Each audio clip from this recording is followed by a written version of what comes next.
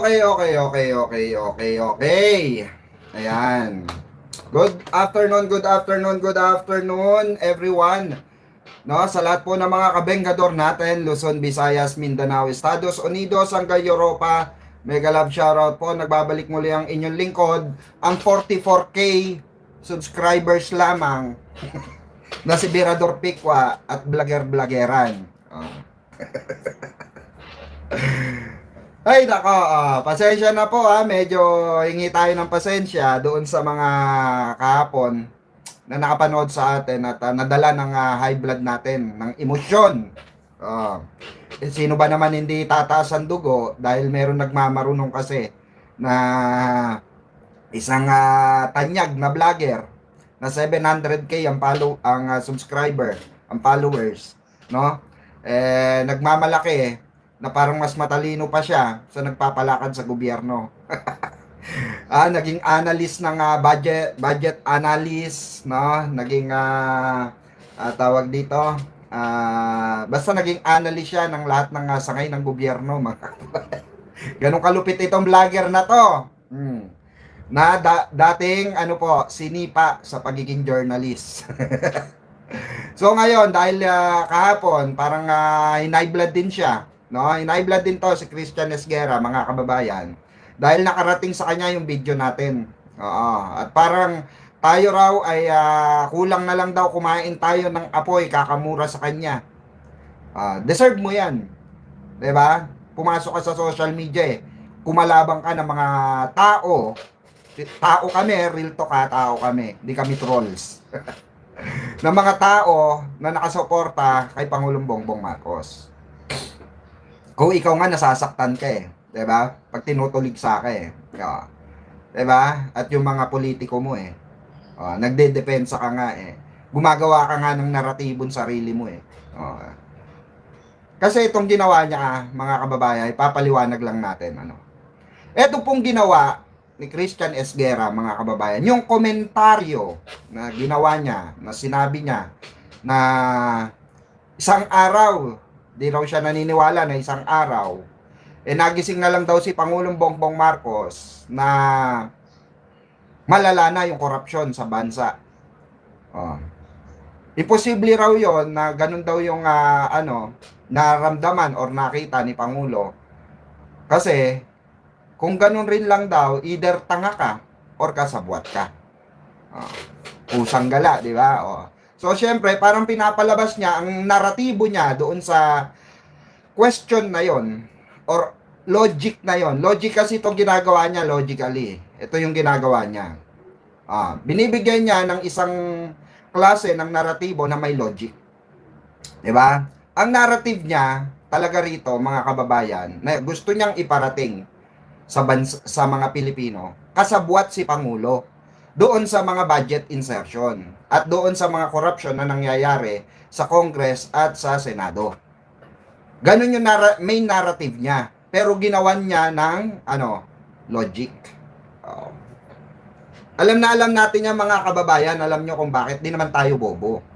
Sabi ko nga, kayang tapatan ng isang 44 subscriber, 44k subscriber, 44,000 na kagaya ko, yung talino na meron yung 700k followers or subscriber, kagaya ni Esguerra. Hindi naman sa sabi ko nga sige, pagdebatihan natin yan. Pagdebatihan natin yung naratibo mo. Sige, pagdebatihan natin yung naratibo mo. Magsama ka pa ng 10 ng kasama mo. Ako lang mag-isa. Haharapin ko kayo. Hindi, no joke. 10 ng kasama mong dilawan, pinklawan, kahit na sino. No joke. Haharapin ko kayo. Diyan sa naratibo nyo, either kasabwat si Pangulo or tanga si Pangulo. Kasi dito pa lang sa channel ko, mga kababayan, kaya ko nang basagin yung tao na yan. Dito pa nga lang, basag na siya sa akin Unang-una, paano natin mababasag yan? Anong title ng channel mo? Anong title ng channel niya, ng podcast niya, mga kababayan? Facts First. Doon pa lang baksak na agad yung naratibo niya Baksak na agad yung logic niya na sinasabi. 'Di ba? Doon pala sa title ng ano niya, mga kababayan. Angelita Lozada, mega love shoutout po. 'Di ba? Doon pa lang po sa umpisa ng title ng ano niya, YouTube channel niya, Facts First. Yung komento niya kay Pangulo, sabog na siya ron eh. Akala ko ba facts first? Oh, kalaban namin facts first. Asan yung facts? In the first place, asan yung facts dun sa sinasabi mo? May facts ka ba na ilatag? May facts ka ba na sabi? Hindi, kayo sumagot, mga kababayan. Kayo sumagot. Nasaan yung facts doon na inilatag ni Christian Esguerra? Di ba wala? Talo pa nga natin siya eh. Mary Fenoses, shoutout po.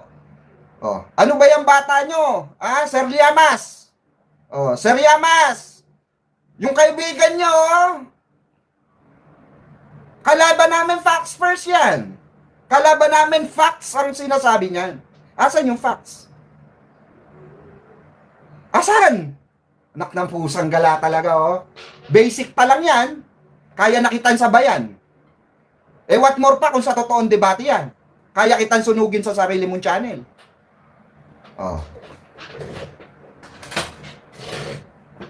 Hindi lang ako mukhang matalino, mga kababayan, pero mayroon ako yung tinatagong talino.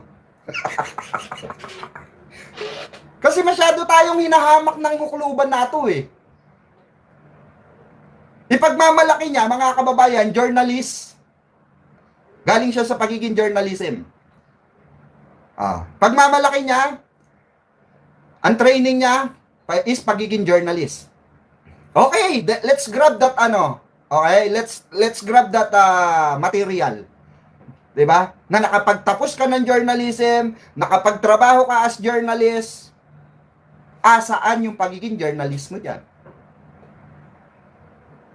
Kasi as far as I know, Christian Esguerra, pag journalist ka, meron kang tinatawag na facts first.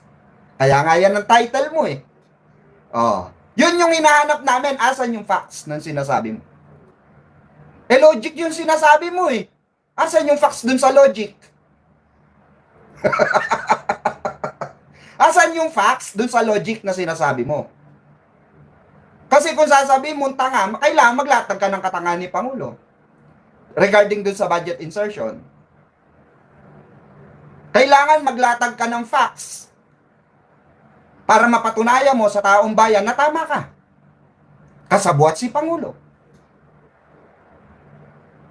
Hindi kasi namin maintindihan, Christian Esguerra, 'di ba?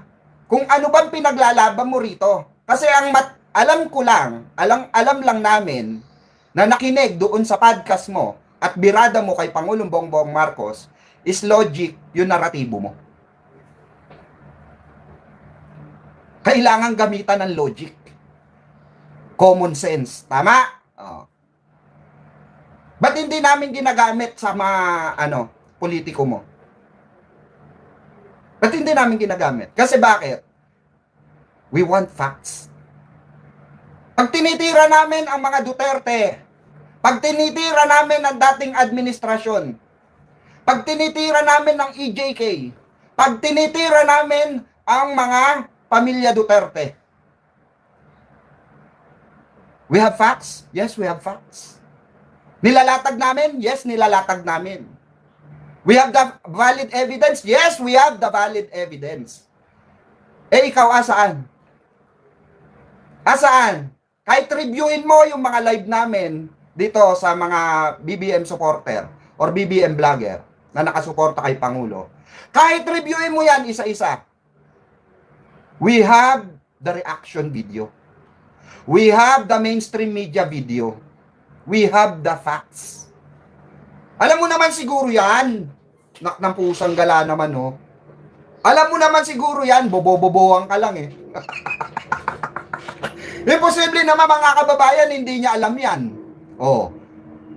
Dito pa nga lang sa explanation ko, sunog ka na Di pa tayo nagdedebate niyan.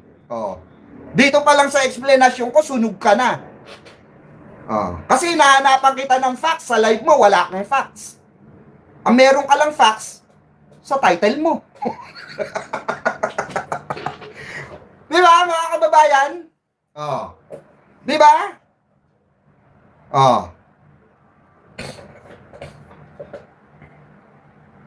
Wala eh. Wala siyang facts.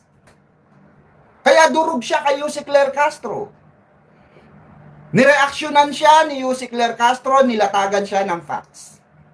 Huwag na tayong paligoy-ligoy, Christian Esguerra, dilawang kayo. Marami kaming kaibigan, marami kaming kakilala, marami kami nire-respeto, dilawan. Isa pa nga kami sa mga nagtanggol kay Laile de Lima. Oh. Isa kami sa sumuporta sa ipinaglalaban ng dilawan. Oh. Tapos ngayon magmamalinis ka na wala kang color, pero ang mga kasama mo, palagi sa mga podcast mo, may color. Tama mali, mga kababayan? Tama? Oh, tama.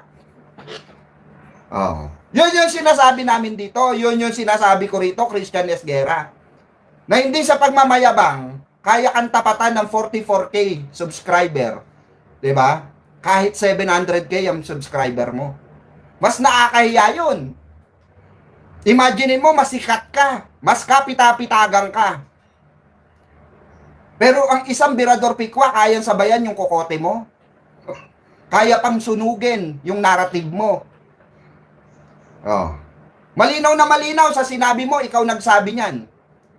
Ikaw nagsabi niyan, malinaw na malinaw sa sikat ng araw yung naratibo mo, yung logic mo na sinasabi mo. Tanga at ano? Tanga si Pangulo at imposibleng hindi alam ni Pangulo yon. Diba? Sabi mong ganon. Either tanga ka or kasabwat ka. Bago mo sabihin yon, panindigan mo yung title ng ano mo, ng podcast mo, facts first. Wala yung facts eh. Diba? Good afternoon po, Ma'am Mirasol, ha? Sa Reza First Family natin, shout out. M. Cervera Forever. At sa VMB family natin, shout out po. Diba? Malinaw na malinaw, mga kababayan. Ngayon, hindi tayo magmumura. Baka sabihin niya, hanggang dun lang tayo, wala tayong talino eh. Di sabayan natin yung talino niya. Diba? Sabayan natin yung talino niya. Feeling niya, siya lang yung nakakaalam ng mga lengguwahe nila eh. Eto tandaan nyo, hindi porke malumanay magsalita, sila lang ang may utak. Hindi porke malumanay magsalita, sila lang ang magalang. Hindi porke malumanay magsalita, sila lang marespeto. Tandaan po natin, do not judge the book by its cover. Maaaring ito ang pinakikita ko. Maaaring ito ang pinakikita namin. Pagiging bardagulan namin. Dahil at pagpapasaya sa tao. Dahil basically, ito ang platform na ginagalawan namin. Nakilala kami sa pagiging bengador. Pangalawa, entertainment. Pangatlo, pakikipag-engage sa mga followers. Yan ang platform namin. Pero it doesn't mean bobo kami at hindi kami makakasabay sa kagaya ni Christian Esguerra. Ano ba yung talino niya sa talino namin? Nasubukan na ba? Sabi ko nga, ako nga lang 40. Wag na sila Boss Mike, wag na sila Coach Jarrett. Wag na yung mga 1M follower. Wag na sila sangkay dyan. Ako na lang 44K follower, papakita ko sa'yo, Christian Esguerra, na kaya kong sabayan yung talino na meron ka. Yung pinagmamalaki mong journalism, kaya kong i-apply sa sarili ko yun. Eto na nga, hinahanapan na nga kita ng pagiging journalist mo. Asan doon yung etiquette ng pagiging journalist mo? Total, niyayabang mo. Nagdaan ka sa pagiging journalist. Nag-training ka as journalism. Asaan doon? Kasi as far as I know, bago ka maglabas ng balita, kailangan may facts. Kaya nga facts first eh. Diba? Asan yung facts? Doon sa sinasabi mo naratibo, kay Pangulong Bongbong Marcos. Logic kasi yung narrative mo eh, na gustong iparating sa taong bayan. Na gusto mo isipin ng taong bayan ay oo nga may posibilidad na kasabot si Pangulo. Dun sa mga budget insertion, katarantaduan namang hindi. Di ba? Hindi naman pwedeng isang araw nagising na lang si Pangulo, ganyan na corruption. May tendency alam niya. Ganun yung gusto niyang iparating sa atin, mga kababayan. Kaya basang-basa natin yung logic ng sinasabi niya. Kaya nga debunk na debunk, sunog na sunog. 'Di ba? Ang akala niya hindi natin kaya sunugin. Dahil feeling niya, mga kababayan, napakatalino niya. Napakataas niyang vlogger. Yan ang gusto niya. Yung pinupuri siya. Pinupuri ka na nga ni Nyolo kanino. Pusang gala ka, Diba? Pinupuri ka na ni Paring Nyolo. Ano sabi ni Paring Nyolo? Pusang ama mo, sige na. Ikaw na pinakamagaling. Ikaw na number 1 vlogger. Sa'yo na yung corona, anak ng duke. Diba? Pero hindi kami papayag na alipustahin mo si Presidente. Dahil in the first place, hindi ka analyzer. Sa'yo na mismo nang galing, journalist ka lang. Tagapagbalita. Sa'yo nang galing yan, hindi sa amin. Sarili mong bibig ang nagde-debunk sa naratibo mo. Dati nagpa-podcast ka lang, all of a sudden, naging analyze ka na. Nag-a-analyze ka na. Diba? Bigla ka naging si Sir Llamas na naging media analyst. Political analyst. Diba? Alam nyo, hindi papalagyan. Hindi papalagyan kasi mapapayaya mismo sa naratibo niya. Magpaikot-ikot man kami ng sistema, ng debate, doon sa sinasabi niyang naratibo, na tanga at may posibilidad na kasabwat si Pangulo, magdebate man kami, paikot-ikot, siya pa rin ng talo. Alam niya yan. Journalist siya Diba? Journalist siya na nasipa sa ABS dahil walang kwenta. Ganun kasimple. No wonder, natanggal ka dyan kasi wala kang silbi. Dito na nga lang sa pagblablag pag-a-analyze na nga lang, pulpul ka pa Pagiging journalist pa kaya. Diba?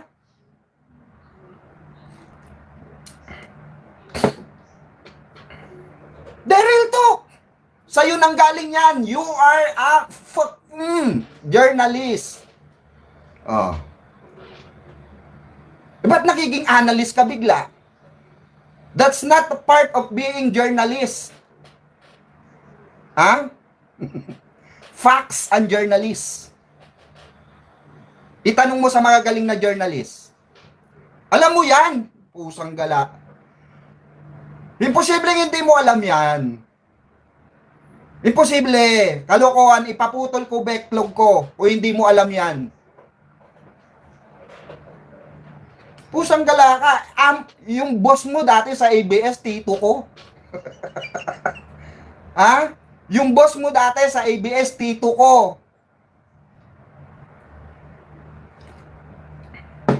Sinasabi mo. Alam ko kung paano kayo magtrabaho. Alam ko kung paano pagtrabahuin ang mga journalism, ang mga journalist, ang mga nagtre-training. Alam ko yan. Facts. Kaya nga facts first Hindi mo makukuha yan salitang untitled ng YouTube mo na facts first. Diba? Kung hindi ka journalist. Ikaw na mismo nagsabi, journalist You train as journalism. As journalist. Diba? Asan yung facts mo? Dapat bago mo sana sinabi, binitawan yung salita na yon. Here's the evidence, mga kababayan. Ito yung pinirma ni Pangulong Bongbong Marcos. Ito yung katibayan na inutusan niya si Zaldico na i-disperse yung pera, na gumawa ng insertion. Para mo na rin sinabi, Christian Esguerra, bogus yung sinabi ni Senator Pampilo Lacson. Tama mali, mga kababayan. Para mo na rin sinabing bobo si Pinoy. Dahil napalusutan ng PDAP. Oh.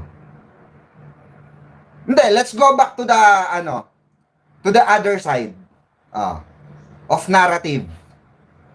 Ibabato natin yung narrative niya dun sa yung narrative niya doon sa niya. Sinusuportahan niyan si Pinoy. Ibalik natin. Let's recall. Imposible naman bago mamatay ang sa 44, Christian Esguerra. Answer this Imposible naman bago mamatay yun sa 44, imposible naman na walang coordination kay Pinoy yun.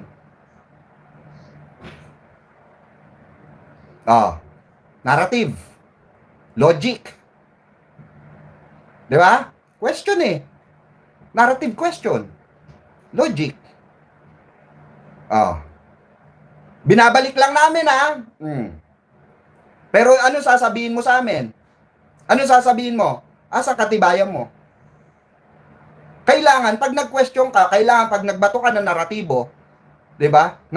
Kailangan gamitan ng logic. Kailangan you have a proper evidence as well. Ganun kasimple yun. Kaya nga meron tayong ombudsman, meron tayong Supreme Court. Hindi natin minamadali ang impeachment. Hindi natin minamadali ang paghuli sa mga may sala sa flood control because we have the due process itself. Meron tayong nire-respetong due process. And yan din yung nirespeto namin nung panahon ni Pinoy mo. Imposible hindi mo alam yan. Diba? Densable? Imposible hindi mo alam yan. Yan ang mahirap sa inyo Bibira kayo ng bibira. Pag kayo nabira, wala na kayong masagot. Hindi mo nga sinagot yung mga tanong ko kahapon Ang linaw-linaw ng tanong ko, pero tumatak sa'yo, mura ko. Ngayon, hindi ako nagmumura, sagutin mo. Sasabihin mo, hindi ka dilawan. Pero puro kasama mo, dilaw. Wag nga ako, wag nga kami. Kasi sasabihin mo, anong patunay mo na dilawan ako. Yun din ang sasabihin ko sa'yo. Ibabalik ko sa'yo yung tanong, asa katibayan mo? Natanga si Pangulo at posibleng kasabwat diyan sa mga budget insertion na yan. Asan ebidensya mo? Yung doon ka kasi na magbabalikan lang yan ng naratibo, bobo. Kasi bakit? Nasa politika tayo. Tanga nito. Sa sobrang tanga mo, hindi mo alam na tanga ka. Para ka ng DDS mag-isip. Naratibo ng DDS yan Kaya nga kami nag-react. Naratibo ng DDS yung sinasabi mo. From the very start, yan na ang naratibo ng DDS. Kaya nga hinahanapan namin ng DDS ng ebidensya na makakapagpatunay na si Pangulong Bongbong Marcos yung mastermind. Ngayon ikaw hanapan namin ng resibo. Asang patunay mo na si Pangulong Bongbong Marcos ay kasabot dyan sa budget insertion? At dyan sa mga flood control project na yan, asaan? Isang pa mo nga as a impeachment complaint? Madaling magngaw-ngaw, uulitin ko, Christian Esguerra, madaling magngaw-ngaw, mahirap magpatunay. Kaya nga kami, basic knowledge lang ginagamit namin. Mas maganda ng basic knowledge lang ginagamit mo kaysa nagpapakatalino ka. Diba? Basic knowledge. Anong basic knowledge namin? May kaisipan kami, na normal, na ang ginagamit namin na ebidensya galing sa mainstream media mismo. Dun sa tinatawag mong journalism nyo. Basag ka na agad, sunog ka na agad dun. Partida, wala pa sa channel mo yan. Baka kung sa channel natin dinebate to, sunog na sunog ka na. Pati subscriber mo, sunog pa. Uulitin ko, hindi namin kailangan magpaka-ipokrito at sabihin kami pinakamatalino pagdating sa analyzation. Basic knowledge lang ang gamit namin dito. At basic evidence na nanggagaling saan? Sa nakukuha ng mainstream media ng mga journalist. Kaya nga kami, pagka nagbato kami ng mga logic, safe.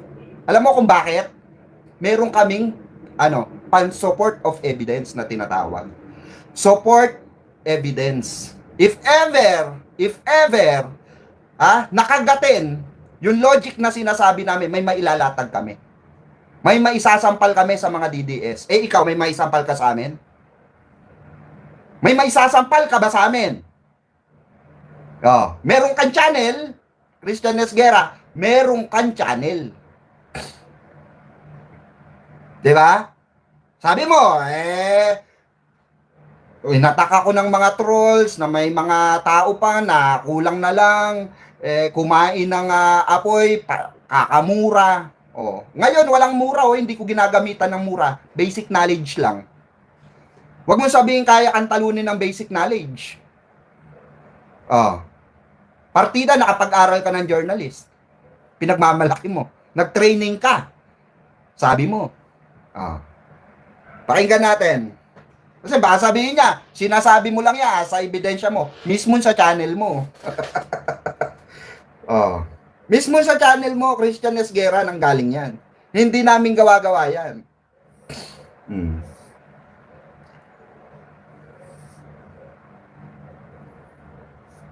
Ito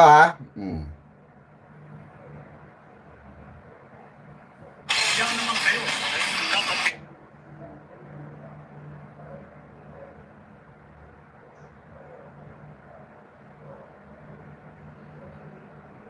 sa Panyoso, hoy, unggoy na adik.